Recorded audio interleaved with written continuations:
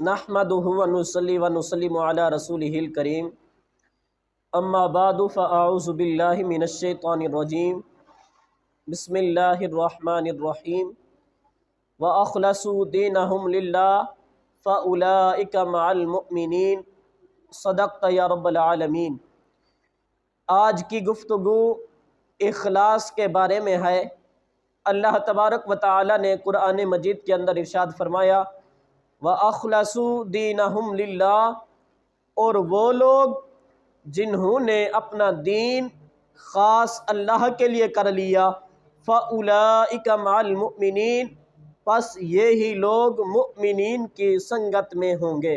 اس آیت کریمہ کے اندر اخلاص کا درس دیا جا رہا ہے کہ جس عمل کے اندر اخلاص ہوتا ہے، جو عمل خالصتاً اللہ کی رضا کے لیے ہوتا ہے، وہی عمل اللہ تبارک و تعالی کی بارگاہ میں قبول ہے اور اس عمل پر بہت زیادہ اجر و ثواب دیا جائے گا۔ اور جس عمل کے اندر اخلاص نہ ہو، لوگوں کو دکھلاوے کے لیے ہو، ایسا عمل رد کر دیا جاتا ہے اور اس طرح کے عمل کرنے کا کوئی فائدہ نہیں ہوتا۔ اللہ کے رسول صلی اللہ تعالی علیہ وآلہ وسلم نے ارشاد فرمایا انما الاعمال بالنیات، اعمال کا دار و مدار نیتوں پر ہے۔ اگر نیت اچھی ہوئی، نیت خالص ہوئی، نیت کے اندر اللہ کی رضا شامل ہوئی، تو پھر اس عمل کا فائدہ ہوگا، اس عمل کا اجر و ثواب دیا جائے گا۔ اگر نیت اچھی نہیں ہے تو اس طرح کے عمل کرنے کا کوئی فائدہ بھی نہیں ہے، اور اس طرح کے عمل کرنے والا شخص گناہ گار تو ہو سکتا ہے، نیک نہیں ہو سکتا۔ علماء کرام نے بیان فرمایا اخلاص کے بغیر عمل بے جان جسم کی طرح ہے، گویا کہ یہ وہ درخت ہے جس پر پھل نہیں اگتے۔ اب جس طرح بے جان جسم دفنانے کے قابل ہوتا ہے، اس سے کوئی نفع وغیرہ حاصل نہیں کیا جا سکتا، اسی طرح وہ عمل جس میں اخلاص نہ ہو، اس عمل کے کرنے کا بھی کوئی فائدہ نہیں ہے۔ جس طرح کہ وہ درخت جس پر پھل نہیں اگتے اسے کاٹ کر جلا دیا جاتا ہے، اسی طرح وہ عمل بھی جس میں اللہ کی رضا شامل نہ ہو، جس میں خالصتاً اللہ کی رضا نہ ہو، وہ عمل بھی انسان کے منہ کے اوپر مار دیا جاتا ہے، اور اس طرح کے عمل کرنے والا شخص گناہ گار ہے۔ اس طرح کے عمل کرنے پر اسے کوئی اجر و ثواب نہیں دیا جائے گا۔ دنیا کی بہترین خوشبو جس سے کستوری کہا جاتا ہے، یہ ہرن سے حاصل کی جاتی ہے، اور ہرن کو یہ خوشبو کہاں سے حاصل ہوئی؟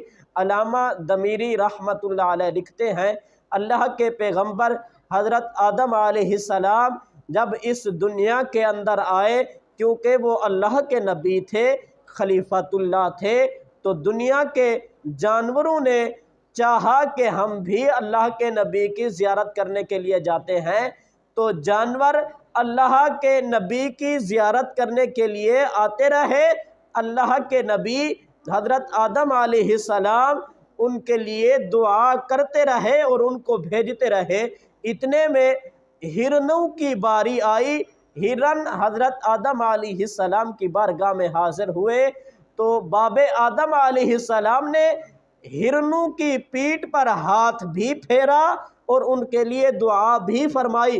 جب ہرن جنگل کے اندر گئے تو ان سے خوشبو آنے لگی، جنگل کے جو جانور تھے وہ حیران ہوئے، یہ خوشبو کیسی، خوشبو کہاں سے آئی؟ تو ہرنوں نے جواب دیا حضرت آدم علیہ السلام نے ہمارے لیے دعا بھی فرمائی اور ہماری پیٹھ کے اوپر ہاتھ بھی پھیرا۔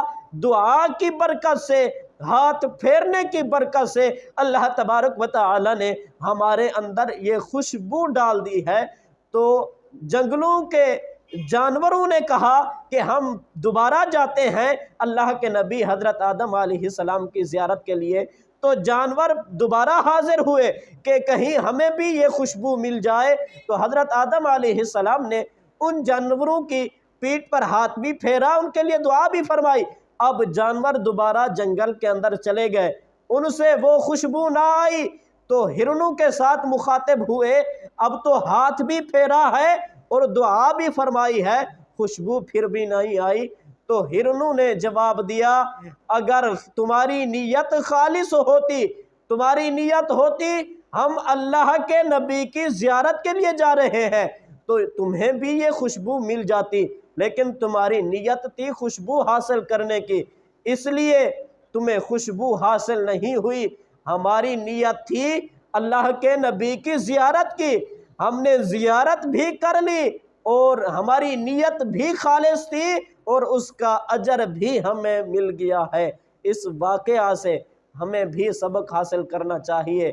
وہ جانور ہو کے نیت خالص رکھتے ہیں، ہرن نے نیت خالص رکھی، اللہ کے نبی کی زیارت کو اپنے دل کے اندر رکھا اور یہ ادا رب کو پسند آئی۔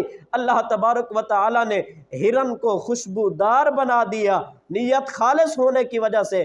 تو پھر انسان تو انسان ہے، اشرف المخلوقات ہے، اگر وہ بھی اپنے عمل کے اندر اخلاص پیدا کر لے تو اللہ تبارک و تعالی اسے بھی نیک نیت کا اجر عطا فرمائے گا۔